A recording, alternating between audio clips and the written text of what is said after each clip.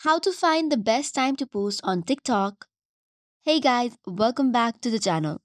For a general guideline, 5 to 6 pm is a good time for posting. It is regardless of time zone and niche.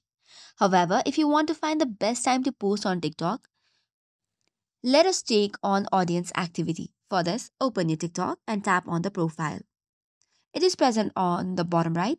Then tap on the three lines, which is present on the top right. Tap on it and it will give you three options. From there, select on TikTok Studio. This should take you to another page. Now from here, tap on View All. Once you tap on View All, go to the Viewers tab. Scroll down to find the Most Active Time section. This will show when your followers have been most active over the last 7 days.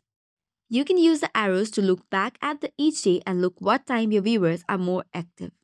For example, you might notice that your viewers were more active at the time of 2 a.m. on one day and 9 p.m. on another. So now you'll have to keep track of these times to find out the best time. Also, post slightly before the times when your audience is most active so that your content is visible when they log on. So, this way, you can tailor your posting schedules to match your audience activity and maximize the engagement. That's all for today's video. For more such contents, do not forget to hit the like and subscribe button. Thank you and keep watching.